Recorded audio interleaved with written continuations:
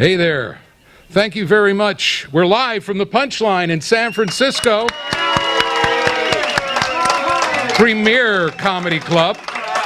This is our first time doing our little show from the Punchline. Could be our last time. Here we go. We just don't know. I'm Paul Wells. And I'm Willie the Brown. And I'm Will Durst. And it's great to have you guys here for the Will and Willie podcast. Yes, it's our 2020 election cycle show 1.0. Very special guest, Mark Buell. And I just wanted to tell you that I have a special thanks to our sponsors, Delta Computer Services, Inc., and JC Pro Services, and of course, the great staff here at the Punchline, and everybody who showed up at 5:30 to sit around for an hour. And Will Durst performs here Right, at 8 o'clock tonight. Yay! And he's going to be here all week. He's not going to be permitted to leave. However, if you come and you buy a ticket, because we'll be doing this for an hour, you buy a ticket for tonight's show with Will Durst, you get into our show for free, or else it's But not just for $5. Savisa. Just $5 at the door. No. They have to pay for you. Okay, so I'm really glad to be here tonight because it's an exciting time. I mean, obviously, we could ignore the fact that there's one debate down and one to go.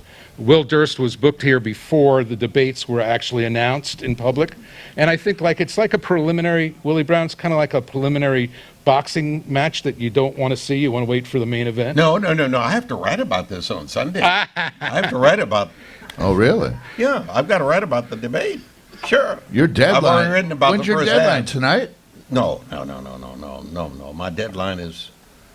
But usually, Whenever I make for it. Saturday. Yeah. Saturday at midnight. Yeah. No. They're now publishing me early Saturday morning. You can actually get it online, et cetera, et cetera. Oh, yeah. So you get all day tomorrow. They want to keep it going that way. You know, they haven't fired me yet. Well, let's- Or we've been sued, so... Yet. Very What? important qualifier, yet.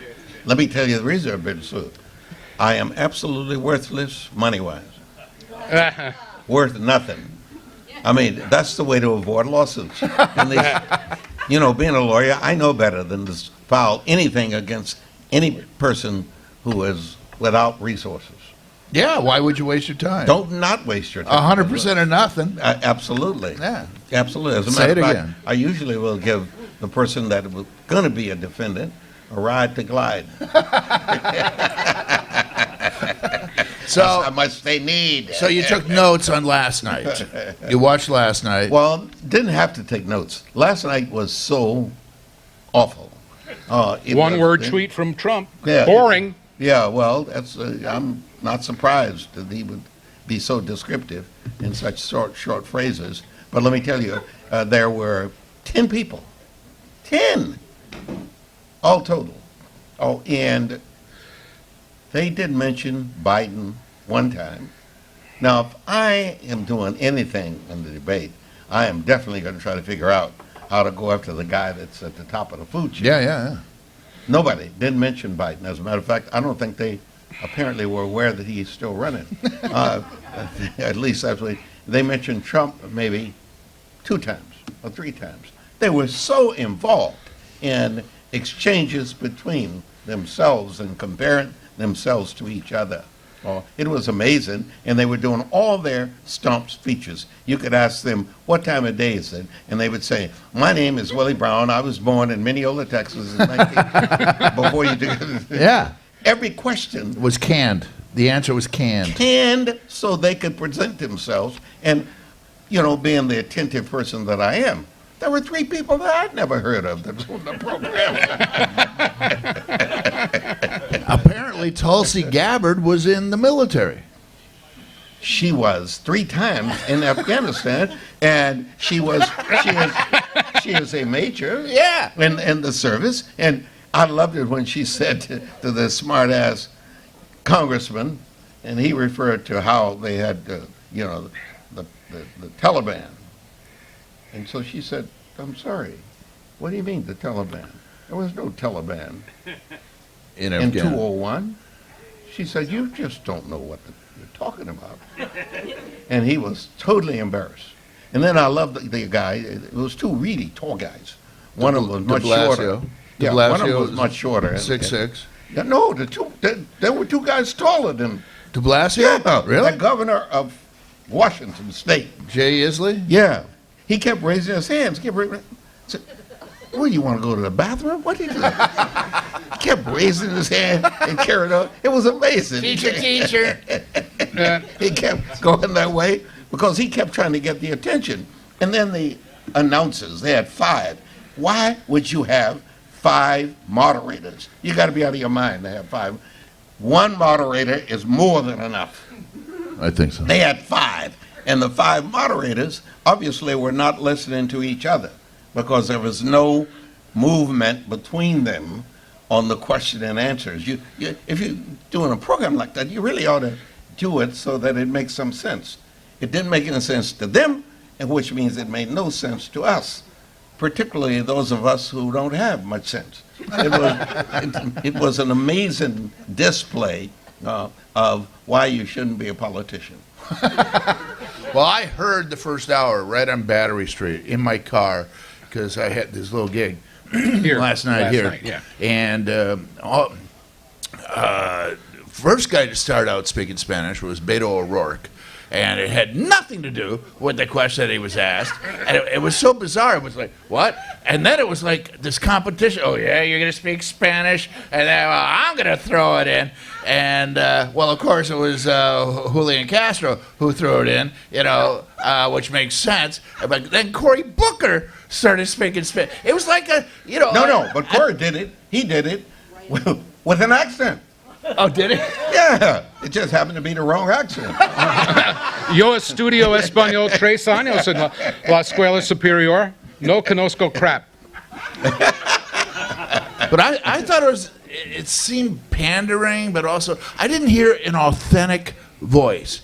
And say what you will about Trump, he sounds authentic. He is authentic. Yeah, he's an authentic He really clown. is what he is. That's right. That's exactly what he is. But he's not acting. But all the voices I heard, as you say, it was straight from their stump speeches, and it was like they didn't care about the question. And so maybe tonight will be better. I was in the presence of a friend of mine who speaks Spanish, and when Cory Booker spoke, he said, "What is that?" I said, "That's Spanish with Ebonics mixed."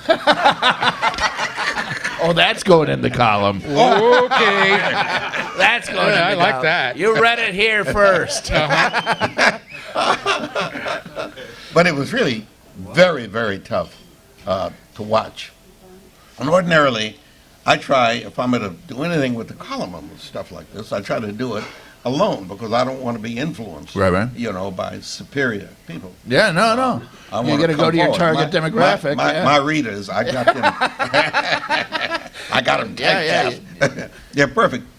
And so I always listen and try to. I could not restrain myself. I had to get on the telephone. It was so bad. I kept calling. Are you actually watching this? I had a lot of fun with the network of people who were. My kids know how to do all this. What do they call group? Yeah, conference and Something like that. Yeah, on one telephone, and they on your phone or my phone or somebody else's phone. So we had a good time doing all those things, and we loved it when Castro cut the legs off of O'Rourke. Beto? Yeah. He cut his legs off, right off.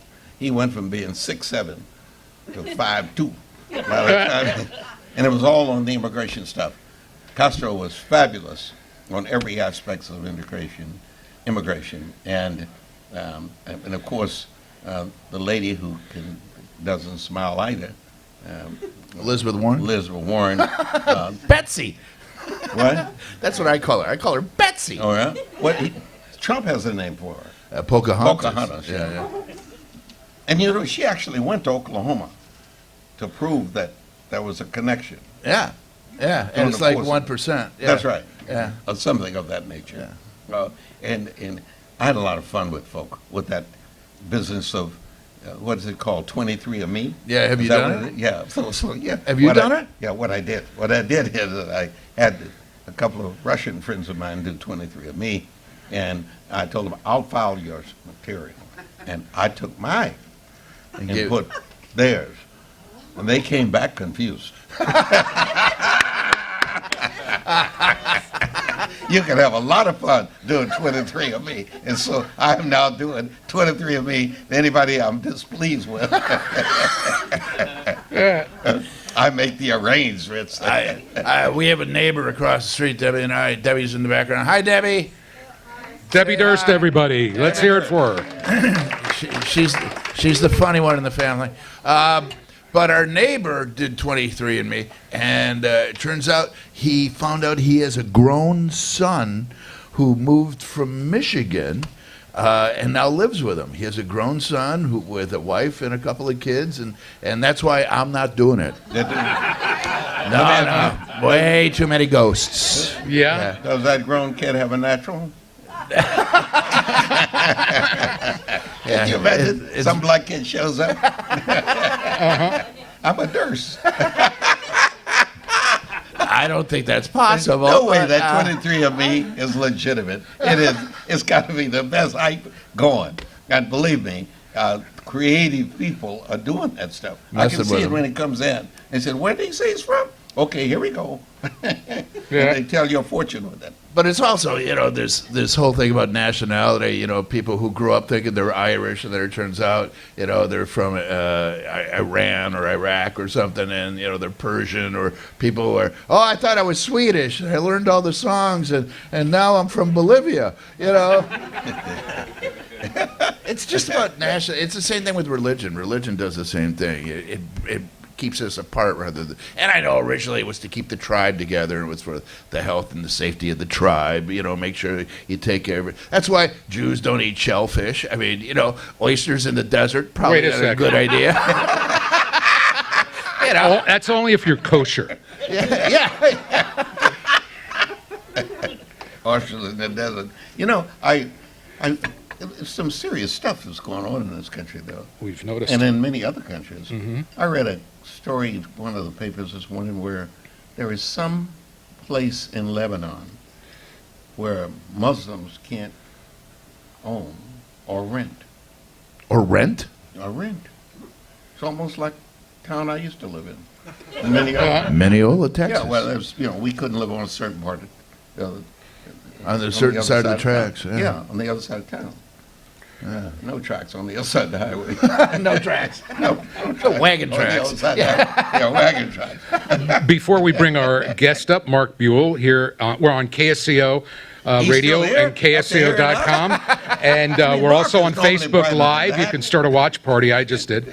And yeah, look, there we are on screen. At least it's a two-shot of you guys. I'm like disembodied over here someplace. Hello. So anyway, the thing is that keep the audience up. We were in the Pride Parade when we were doing mornings at the station, the talk radio station in San Francisco. Yeah, the Air America affiliate. Yeah, the Air America affiliate. That was 2006. And what I noticed in the parade was a lot of people came out from the crowd to shake Willie Brown's hand. And then I saw a timeline in the museum in the Castro, and there's a reason that you're in the timeline for the history of LBGTQ rights. He was Harvey Milk before Harvey Milk was Harvey Milk. Well, let me tell you a story. Chocolate milk, though. Yeah. Let me tell you a story about that. I'm a candidate for office, 1968, and unlike my arrival on time tonight, I was usually late at the events where they were endorsing candidates. So I arrived at a place on 6th Street, an organization called SIRA, Society for Individual Rights, was holding an endorsement meeting. And being the uninformed person that I sometimes am, I had no idea where I actually was. I walked in, and John Burton was just ahead of me, and there were 4 or 5 other people, and every time somebody would say something about the model penal code, the place would erupt. And I kind of noticed that, all the people in there were of the same sex, or at least they appeared to be. So well, what the hell's this that I'm in? And so I said, John Burton, why all these people screaming and applauding when you come to the model penal code? He said, because there's a provision in the model penal code that makes their sexual activities felonies. I said, what kind of activities? And he proceeded to tell me. So I said, so the model penal code is going to change that. He said, that's right. I said, John, there are 4,000 pieces in the model penal code. You and I have been around the legislature long enough to know that'll be 40 years before you get it passed, all 4,000 pieces. I said, you know what I'm going to do? And at that time, John goes up, so he doesn't know what I'm going to do. He makes a speech, and he closes with, and I'm going to support the model penal code, and the place goes. So I go up, and I said, listen, before I make any more, say any words, I want to tell you up front, I am not going to support the model penal code. I'm going to lift 288A out of the model penal code, put it into a separate bill, and move that. And with that, 5 minutes of pandemonium. And Burton recognized right off, what a great idea. He steps up and says, and I'm going to be the co-author of Willie Brown's bill. That's how the movement started in California. And I introduced the bill, and it took 5 years of continuously introducing the bill to finally get it passed and put on the governor's desk. 5 years. 5 years. And that was long before anybody What year was would do that? anything. 68. 68. Start 69 was the first introduction of the bill. The bill got signed into law in 75. So it was. This is what people do behind their own closed doors in their own home. The And- law was on. and consent. Yeah. So it's consenting adults. So so at that days, politicians also went to church on Sundays. And I was going to church every Sunday. And so, lo and behold, I go to church when I introduce the bill. I go to church and my pastor announces that the Lord's lobbyist, a fellow named Cornfish, was there. Wait, you And can't he make, had that's a come- Herb Cain kind of name, isn't it? Well, that was Cornfish. his name, though. Yeah. He came to have my pastor give me advice on why that bill ought to be killed and why I ought to abandon it. And so my pastor said, well, yeah, I can't really well do that. Willie Brown normally knows what he's doing. But my pastor spoke from the pulpit, and he identified Cornfish, and he said, and he's here because he wants to talk to Brother Brown about the bill. He clearly doesn't know that Brother Brown is not a homosexual, and they used the term at that time. This is because Brother Brown has a wife and 3 kids. And I yelled, more!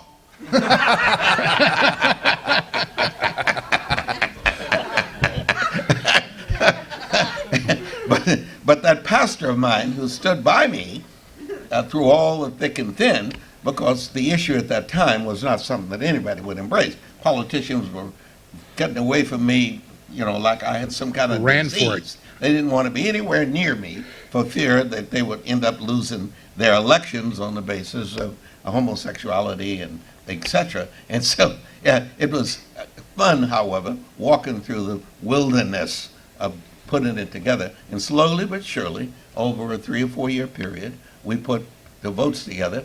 And in the last debate, when we got the bill right up, because we never won by more than one vote, I knew one Republican legislator, Bob Badham, out of Orange County, and he was the meanest, most evil person.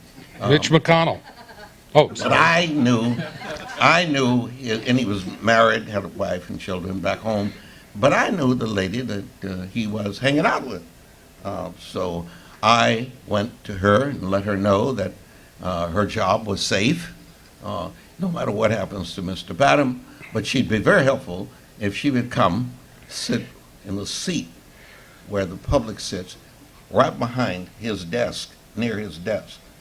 Because when I speak, I'm going to discuss how people are insincere when they stand on this floor and condemn people for doing certain things and make them illegal, while they, at nighttime, are having that kind of a relationship with their own friends. And she's sitting there, and he's there. He put his mic down. He never spoke again because he feared I was going to call her by name and say, I know what you two do when the lights are out, what have you. We got that bill. And we got that bill passed. It was a lot of fun because we also politics as extortion as fun. Yeah. Yay! we also had the problem in the state Senate. The Republicans in the state Senate and Democrats didn't have the super majority. Moscone was handling the bill for me, the late George Moscone, the bill in the Senate. And it was, he said, hey, the only way we're going to win this is that we can get to 20, but that's not 21. That's a tie. And the only way we can get it is Merv Dimely, the lieutenant governor, will have to cast the deciding vote. And if the Republicans figure that out, there'll never be a tie. I said, well, why don't we just announce publicly that Dimely is on his way to New Mexico. And he leaves the building escorted by his security people to take him to the airport at the start of the session. And he announces that he's going to New Mexico. And then I had to convince one other black guy to show up because he didn't want to show up. He's got some more right-wing black churches in L.A. that wanted to give him a bad time. But I convinced him that he, too, had to come in. And sure enough, the Republicans couldn't wait. The gavel was dropped in the debate, and then they all voted. And it was 20 Republican votes up there and 19 Democrats. And this one black guy was, hanging out. And they were comfortable. And lo and behold, I paraded the black guy out, made it 20-20 for Moscone. And with that, then we had to keep all 20 of our votes on the floor. Because if the majority goes in any way, they could recess the session. And of course, we had Dimely on his way back from the airport. And of course, when he walked in, he came in, and the Republicans are now fit to be tied because they know that, it's over for them. He walks through the door, and he said, Same day. This is all the same day. Yeah, same where you day. announced that About he was leaving. 4 or 5 hours Yeah. in between. Yeah. But we had to hold him in the place for the entire time. We had to hold him in the place, and we did hold him. We kept the 20 people on the floor waiting, and you have to entertain them, and because any minute they're going to abandon. Go to the cloakroom. Me. Yeah. I know that. Yeah. But Dimely walks in, and the clerk says, the lieutenant governor is here. He can cast a vote if he chooses to do so. The lieutenant governor says, "What's the issue?" He played it to the bitter end. And so a African American person carried the original bill, which is me. An African American senator from Los Angeles cast the tying vote, and an African American lieutenant governor cast the vote that broke the tie. Period. Woohoo. That's how the bill got and that's why in he's on California, and that's the lead. the timeline that's in the Castro at the museum. I'm Paul Wells here with Willie Brown and Will Durst, and it's time to bring our guest up, and then we'll do a Q&A at the end of the show. Mark Buell, a native San Franciscan, graduate of the University of San Francisco, a decorated Vietnam veteran. I don't have bone spurs, but I had a deferment with my feet. And he has spent 35 years in both public and private real estate development, also served as San Francisco's first director of economic development under Joseph Alioto, and his credits fill another half of the page. Mark Buell, everybody. Well, he has a title. He has a title. Oh, right now, yes. He has a title. Give it a title. I gotta find it again. Complain to him.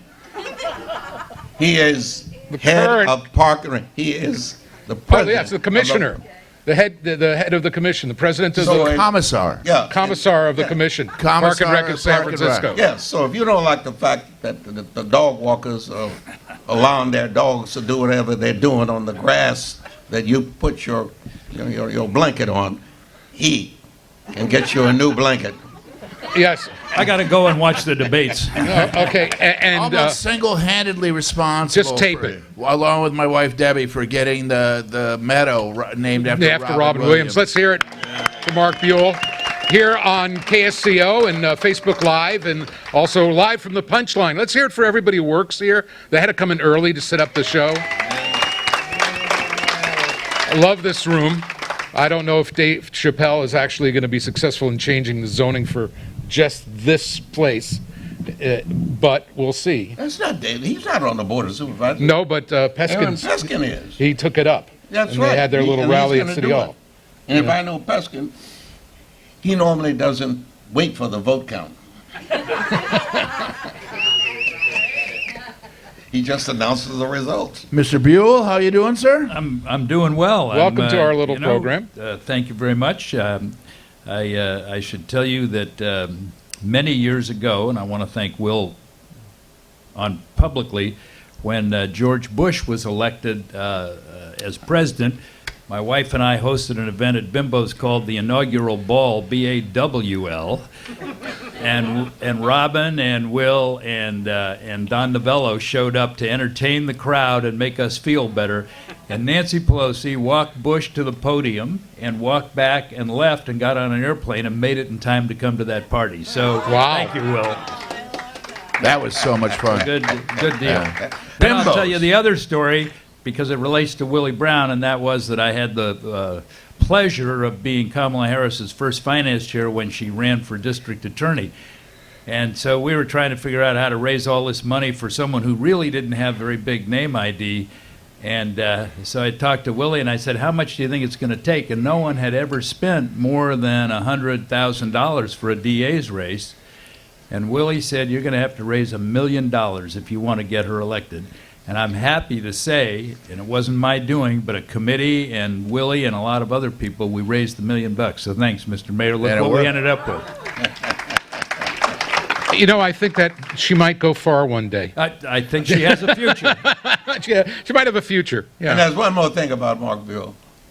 There was a restaurant here in the city called Sam's. Somebody wanted to try to close it. Oh, yeah. Mark and a group of his friends put together the resources, as he's often done. And now there's a place to go to lunch in the city, Sam's, and now we even have a tavern next door to it where the best chicken wings, spicy chicken wings, can be acquired.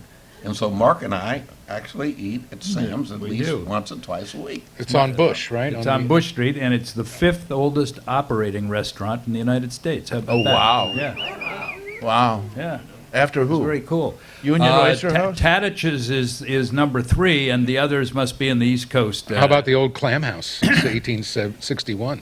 That's not very old. Yeah. Actually, 1860. We're 1867. So if the Clam House is 1861, it's right up there.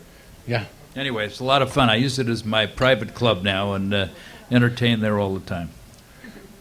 And if necessary, he'll actually cook. Yeah, if not necessary. Try the sand dabs. And I was just chatting with Jeanette, and she said, how did you get that neon Hey, Jeanette. sign at the tavern? Who did you know in City Hall? They've been trying to get a neon sign at forever at Tosca. So You had one, right. They can't hear you on the radio, Jeanette. Or Well, on the it's very TV. simple. That's not a problem. Just put She the tried damn to get sign up and don't worry about it. Yeah. And then go, oh, sorry. There, Yeah. That's right. No question. Nobody will. I didn't know putting up a sign was illegal. well, Well, it there- isn't illegal. It's I needed a permit? yeah, welcome to San Francisco. Oh, yeah. Yeah, permit. You do really need. We'll have a Q&A at the end of the show. You you can need ask your own permits question for- about permits. You need permits for every sign in this town, Yeah. Oh, yeah. except that red light where you live. It's a blue light. It's a blue light. So what's happening in the city? What's happening in Parks and Recs? What's happening in Parks and Recs? Well, you know, I say proudly, we got a great general manager and a great staff, and in public opinion polls, we're right up there in the 70-some-odd% approval rating, which has meant that every 3 or 4 years, when we put a bond measure on to fix up the parks, we get them approved by a 2/3 majority, and there's not a department in the city that can Yay. really do that. So. And the gardeners are our heroes. They're the ones that make the difference, and so it's great. We have 220 parks in the city. We have 220. it's amazing. And playgrounds that are, you see some of the new playgrounds. Look at the one at Civic Center that the Helen Diller Foundation That's funded. beautiful. I Isn't that was there great? the other And it's day. great to It's gorgeous. see kids in it all day long, which And is they have great. padding under the, Yeah, the that's thing. that's for When I was a kid in the Bronx, we had asphalt. Yeah, right. Came off the monkey bars, and you felt it, my friend. That's right. We're giving less business to General Hospital and more business to the Yeah. playgrounds. But no, we're doing great, and it's a great department, and it's a real pleasure to serve. I have to tell you, but we do have to deal with contentious issues, and I always facetiously say that everybody in the city has an opinion about their parks, and no two people agree. So they come and tell us what we're doing right and wrong. But we got a pretty good run lately, so I'm very happy. And we are currently in the process of raising money to redo the tennis. Tell us about that. Oh, right, which is terrific. You know, some Peanut Louie, who was a great female tennis star, started out in Golden Gate Park. So we have like 25 courts out there, and they got to be where you could go out and mow the weeds out of the cracks in the tarmac, and so there is a fundraising effort. The Goldman family has been very good about it, and we've secured $25 million in private funding to redo the whole facility. So it's going to be world class. So, yeah, thank right. you. And there was more than Peanut Louie. There was also a woman named Rosie Cassell. Oh, it's true. Really, She from here? Rosie Cassell? Yeah, absolutely. Wow. Played tennis. Johnny Miller? Johnny Miller, San Golfer. Francisco, Yeah. Olympic Club. Yeah. Harvey Harding. Ward. Yeah. This place. Mayor, you got your golf down here. What? I'm kind of happy about this. You know, You don't play golf, though. Well, the other thing I'll when tell I you, did, my name was Tiger. we have Harding Park, which you should all be very proud of. We're going to host the PGA Yes. Championship next May. Yes, we Yay. And we're Coming the back. second public course in the history of the PGA to do it, and it is a real compliment again to the staff and the gardeners and that facility. So And the partnership with the city in restoring. that's that- right. And Sandy that- Tatum and the city, Correct. under the mayor's leadership, we redid This that. mayor. Let's not confuse Willie Brown with any other mayor at the Are there moment. any other mayors? I didn't know it. Only 8 years, though. I mean, it's like Reagan. It could have been elected a third term. Oh yeah, no. Willie Franklin Brown could have been Roosevelt, He elected could a have been third in term. 4 terms. Yeah. Well, he was in his fourth term, I wasn't would he? not have voted for me. When we had I our was radio already show. at the end of my run. We had our radio show. I used to do jokes about Willie, and I was going over my notes. The One of them Willie I show, use all yeah. the time. Willie Brown is the only politician I know who can enter a revolving door behind you and come out first. Then there was a time where he had a debate with Frank Jordan on KQED radio, and he didn't show up, and he was still deemed the winner. And then he was running against Frank Jordan, Roberta Achtenberg, and I said the one thing that they all have in common is they all date white women. A little tough. Okay, I should have started with that. Yeah, it's all about timing and stuff. Where is your lovely wife? My lovely wife is in the beautiful town of Bolinas this time of year, where we're lucky enough to have a place, and we have Bolinas. We love the Bolinas. Bolinas is a hip town, and we have, Separate time zone. I think it's 1967. that's right. And before GPS, nobody could find it because they took the signs down Right. from Highway 1, and she's doing great. She's politically as active as ever, and she puts out a blog about every couple of weeks called The Rising. The Rising's great. And there's 40,000 people now on that list, Exactly. and all over the country. And And some of them showed up tonight. well, she's the passionate one in the family, and you can't watch the debates with her because she can't sit still. She's screaming, she's yelling.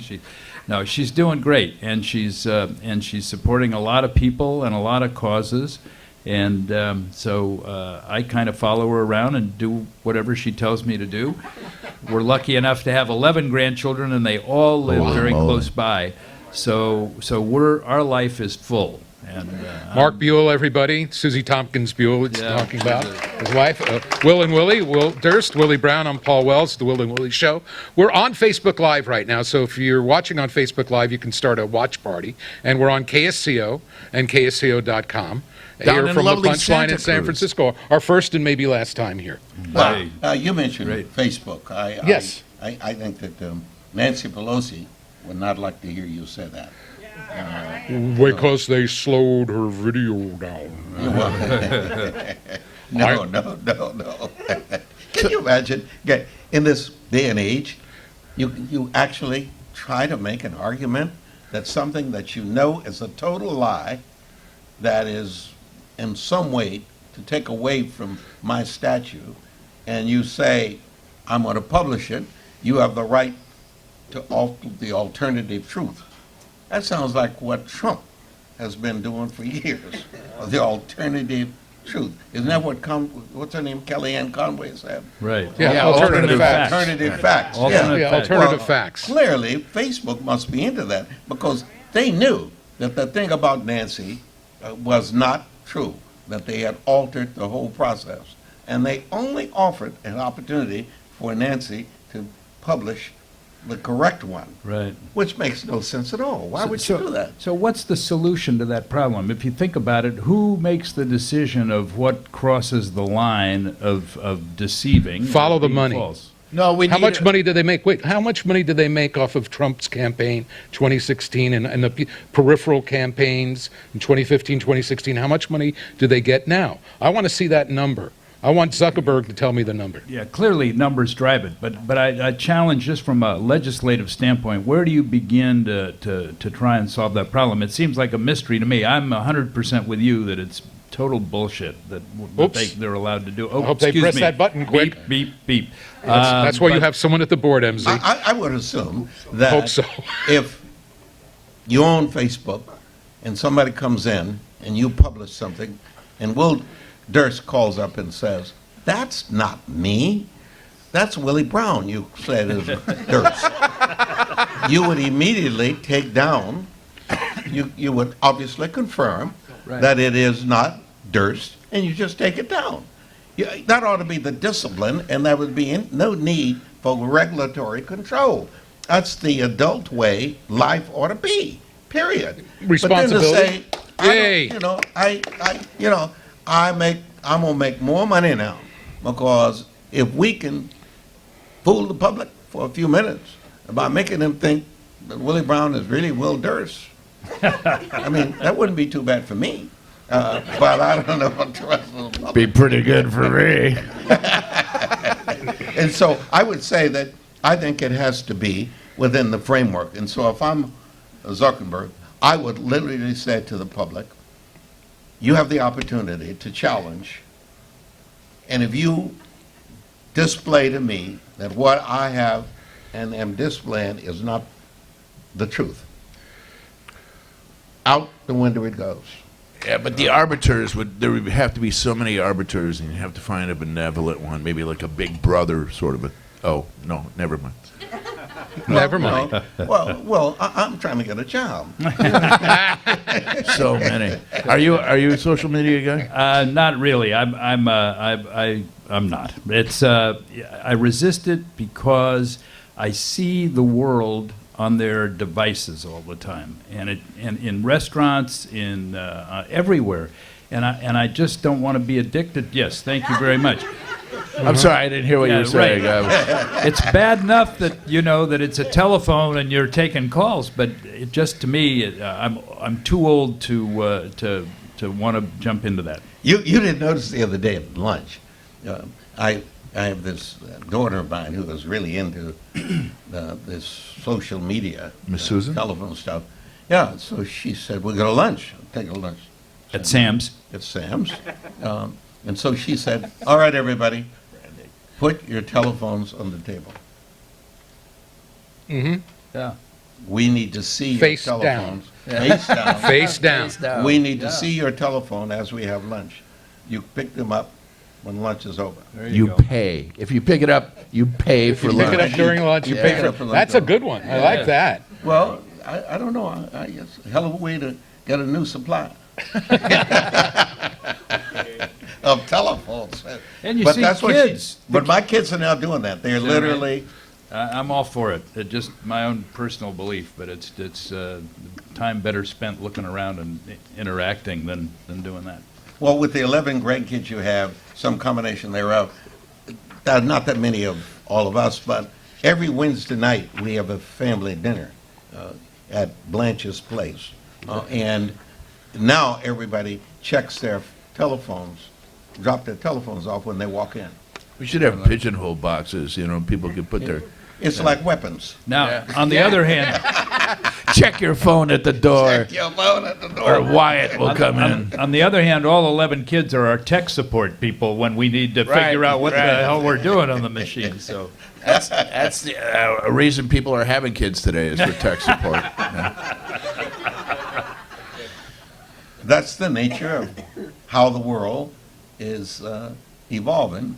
I'm constantly, through the Institute, constantly trying to recruit youngsters Willie from Brown college, Institute. to ultimately become participants in the public policy decision-making process. When I became the mayor of the city, I'd been accustomed to Sacramento, where you have interns and you have fellows, et cetera, all funded by somebody in some. So I got here.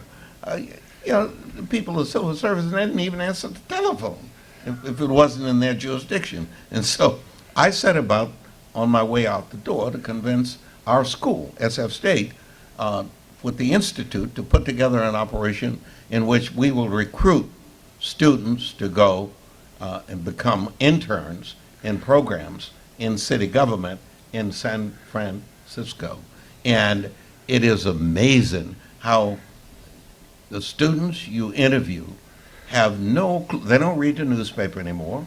They get all of their information from their handheld device. They have no idea If it what you're isn't talking about. on the internet, it's not real. And then everything on the internet's real. If you're a millennial, It's you real, don't want to it's talk just to not people. true. You have to be texted. Right. You can't answer a question. Oh, you can't get in hold of anybody anymore. Nobody answers their phone. And somebody will answer a text once in a while, but no, you got to go to Facebook Messenger or Instagram or Pinterest or Tinder. Swipe left. I mean, it's impossible. Impossible to get. you're reading it. Oh yeah. I've heard. I read. Guys talk. You hear things. Yeah. And people, you'd say, how about start reading a book? They don't read books anymore either. Authors are having trouble finding people to really read the books that they. What's the attention span? Is that? Yeah. You mean? I'm sorry, what did you say? Exactly. Well, that's always been a problem.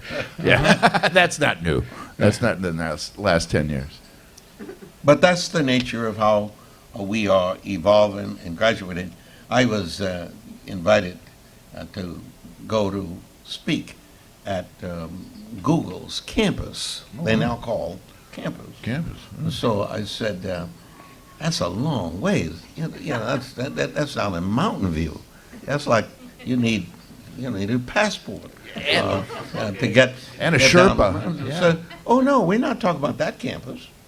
What campus are you talking about? Well, we're talking about the one in Redwood City. The campus of Google in Redwood City is as big as the campus of Google in Mountain View. It doesn't have the same kind of external component, but it's amazing. And there is more security at that facility than there is at the Pentagon. I've gone to the Pentagon on more than one occasion, and you walk through, you get through, and that's it. And Well, this very room right here, the Punchline, may become a satellite campus of Google. I know. All right. Well, we're trying to keep that Simmer down. happening. Yeah. We're here at the Punchline Yeah. San Francisco on the Will and Willie Show.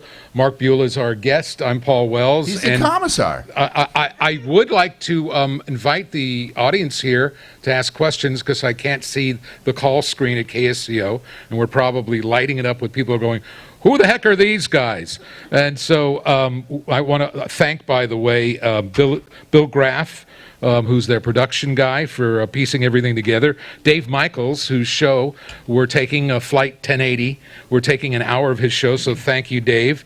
And Rosemary Chalmers, your program director. MZ, the owner of the radio station. Ladies and gentlemen, let's hear it for him. KSCO. Michael Swirling. KSCO.com. And proud to have that as our anchor radio station because he's an independent broadcaster. I don't think I'm telling anything out of school to say that you're a Trump supporter, too. But you're willing to let this show on the air and you encourage it. And let's hear it for that because Yeah, all points of view, and the idea is we got to start talking to each other again. I had a guy who I did radio with at Stanford who works for Hewlett-Packard at one point, but he's been there for forever, and he said that Trump will get credit when he's out of office for getting rid of the divisiveness, because it's been so divisive that there's going to have to be a sea change when he's done. Well, let me tell you, I listened very closely to a presentation at the convention in South Carolina last week. Kamala Harris opened and she started reading Trump's rap sheet. I thought that was the most interesting thing I've ever seen anybody do. What a clever way. I am a prosecutor, and that's where she started, and I know a rap sheet when I see one. And let me tell you about his rap sheet. I mean, it was fabulous the way she laid out his rap sheet, and I believe that she will prosecute him. Well, we have suspension of judgment when it comes to Trump. I mean, a lot of people don't want to judge anything he does and give him a free pass no matter what. And I can understand, because he's got a touch with a lot of people that politicians got out of touch with. The Democratic Party lost their connection to the average working person. And so he has a connection because he's hung around construction sites all his life. He knows how to talk to people. That's the only way he can cheat the construction workers. He pays them 1/2 of what they have coming, and they're all non-union. I mean, this is a real interesting guy. That's why I think Joe Biden,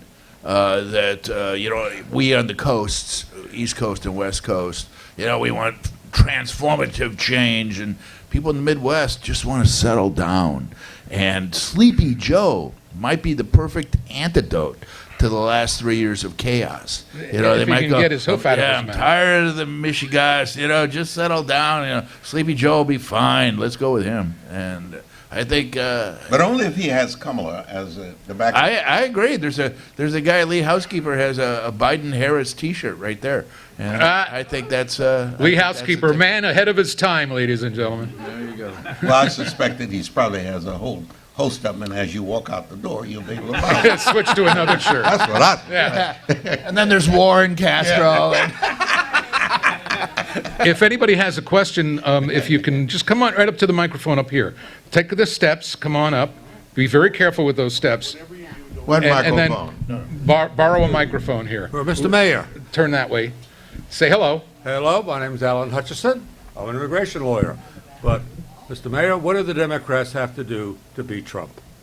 Okay, thank you. If anyone knows, you do. All right, you can take your microphone or Well, leave it there. first one of and the two. foremost, you're not going to beat Trump unless you select two people who can drive people to the polls, cause people to want to go to the polls.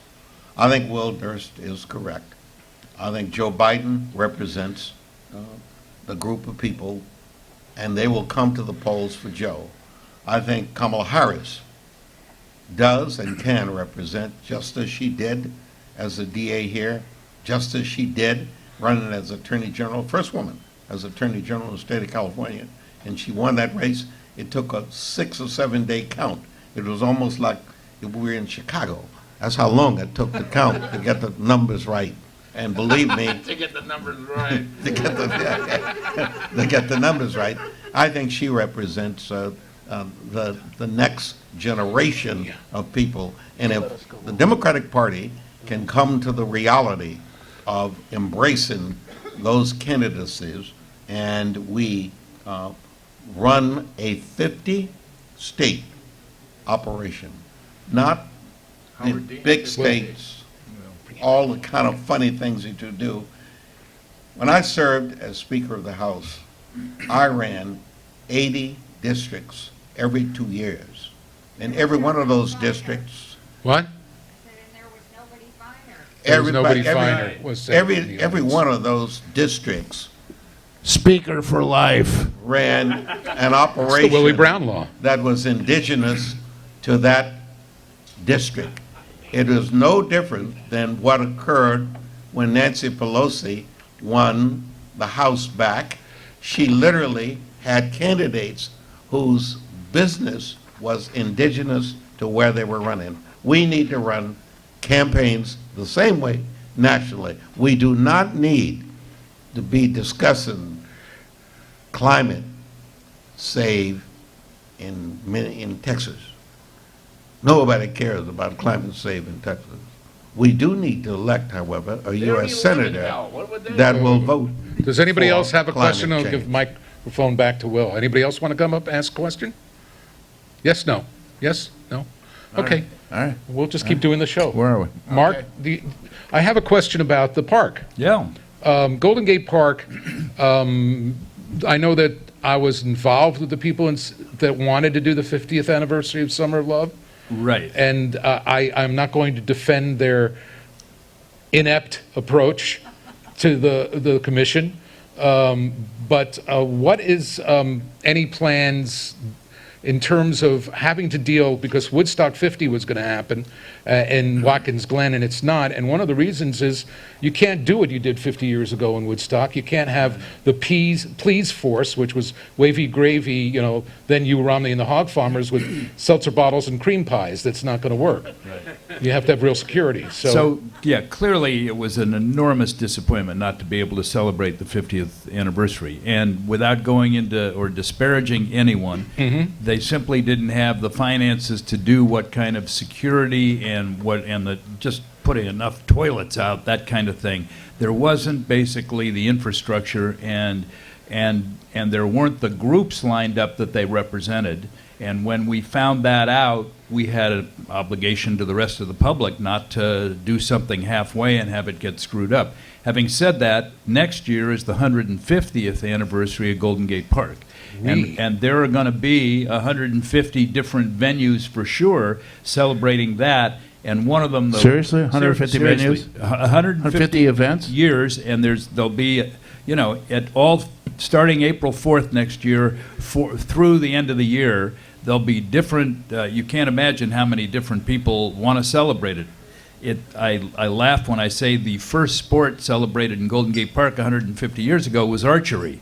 And it's not as popular as it used to be, but the archers will get out there, and the fly fishermen will get out there, and the horseback riders will get out there, and the botanical gardens, and you can go right down the list, the tea garden. Really? The flowers? The flowers will celebrate, yeah. Maybe that's the way to do the 51st anniversary for Summer of Love. But anyway, it was a disappointment, and I'm hoping that there will be a concert, because, and you can go out and look at the light show that's going on that on the flower building, Conservatory of Flowers. Yeah, for 3 years running now. Right, and that's terrific, and that's going on all the time. And a very psychedelic concert all through the years too.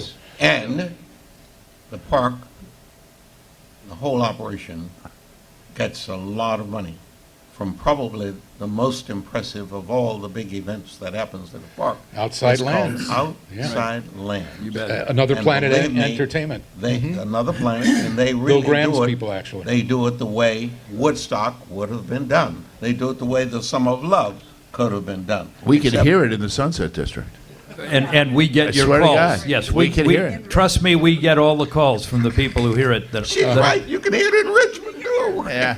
Yeah. Well, we used to. I could hear it on Potrero Hill. Debbie's the executive director of County Celebration Day, which is Yay. September 15th, the last Sunday of summer, which is a noon to 5. And it's the last Robin one of the Williams last Hall. free things, along with Hardly Strictly. It's one of the last free things in the city. So we used to get complaints from neighbors because some of the comedians had too deep of voices, So now we're only hiring tenors. I'm told Outside Lands is the largest public concert now in the United States. I So- have a niece Really? in L.A. On a regular She and her basis, friends yeah. stayed on my living room floor to go to Outside Lands a number of years ago. She just graduated from Portland with a master's degree in psychology, but she was still a teenager, and she and her friend came up, and then she decided, I'm moving to San Francisco, go. and she went to UCSF, and just fell in love That's with still San happening, Francisco. isn't it? People come here for come a here visit and they don't wanna stay. leave. Yeah.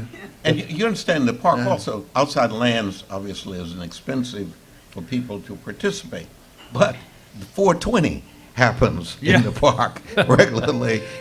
In a park where we have a law that no smoking is allowed. I just want you to know that. And it's still Hippie Hill, even though they're faux hippies now.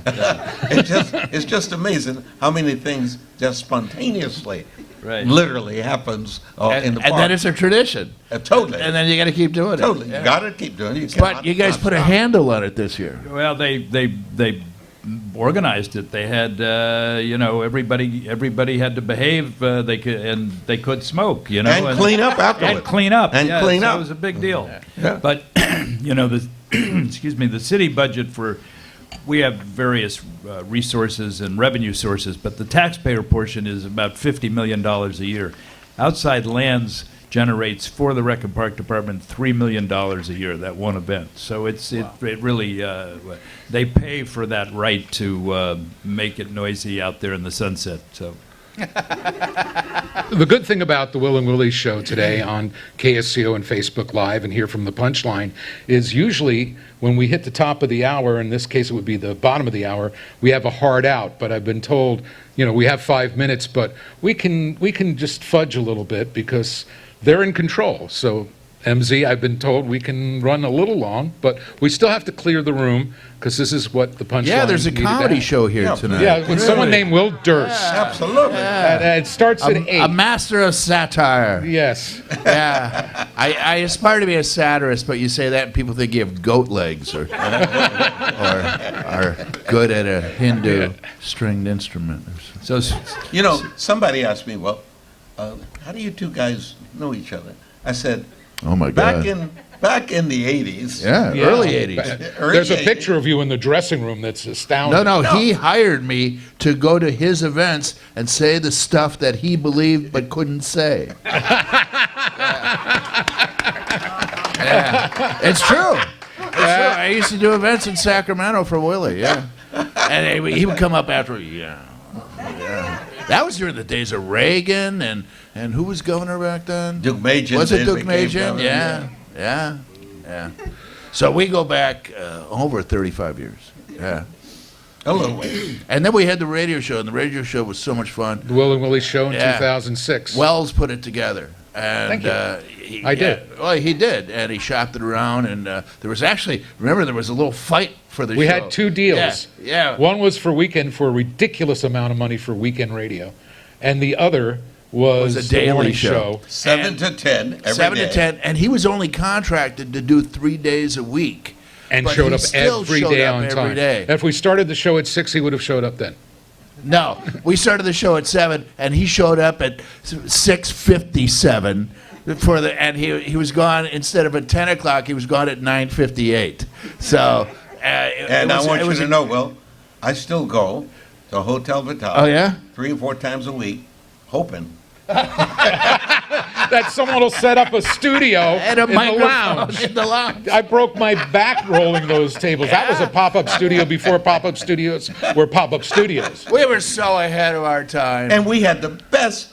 We had Washington, D.C. contacts. We had all kinds you of. have the best Rolodex. And Rolodex was a wheel with Yeah, cards and on it. it had these little You had the cards best with Rolodex names on ever. them. Yeah. We had the best guests. It was an incredible show. You got We had- Michael Jackson to call in. Absolutely. You got Clive Davis. It was just something would happen to the news, and Willie would hand Paul a card and say, "Here, call him," and we would get him on. Yeah. Arnold was on.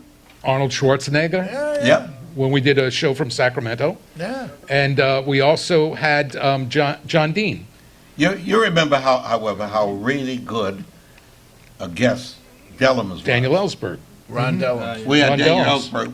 Yeah. Ron Dellums was probably one of the best guests we ever had. He had just transitioned from being a congressman to becoming a mayor of a major American city, a job which he never should have had and didn't want. Outside of that, he was a great mayor. He really shouldn't have been there. And it's really been great to be here at the Punchline. This is the first time let's hear it for the people at the Punchline and for the history of this room. Goes all the way back to Bill Graham deciding, why is that room backstage? Let's put backstage in the basement. The old Waldorf was that way, and he had both places. And so he would go back and forth between comedy and music. Bobby Slayton tells of a time where he opened up for Pat Benatar after doing a set here and the Punchline would run backstage. I remember that bathroom and there was a bathroom in between. That's where the bathrooms were, and all the rock stars going in there and coming out almost immediately. It was like they didn't even have to go to the bathroom. I don't know why they were in there. And By the way, we don't have Willie and the Poor Boys. We don't have down on the corner the Creedence song queued up, because if we did the music here, they'd cut our microphones off on Facebook. The bot would go, oh, copyright, and would cut our microphones off. But they do have it at KSCO because they have a license to play music on the radio station.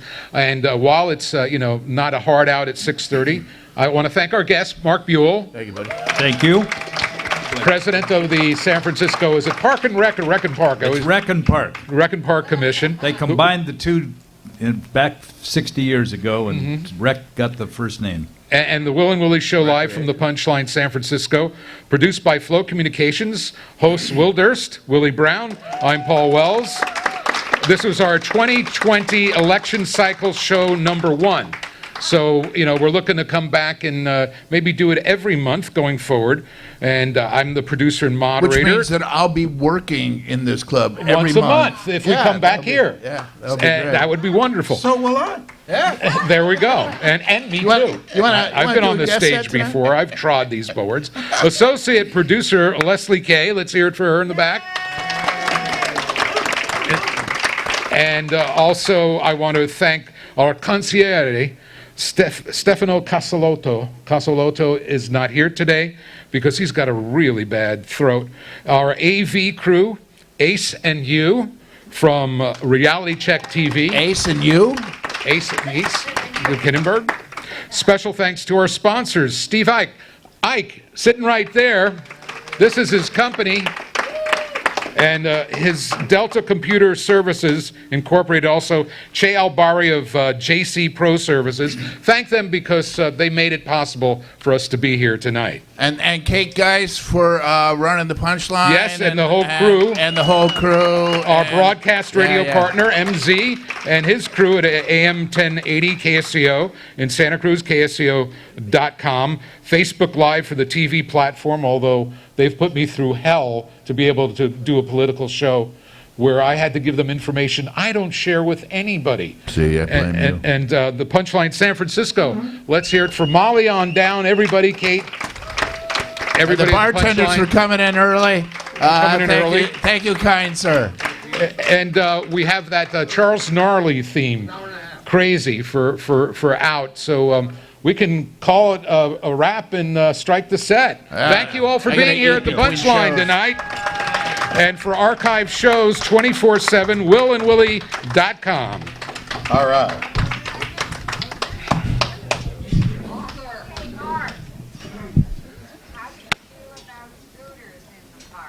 Oh, now you're asking a question.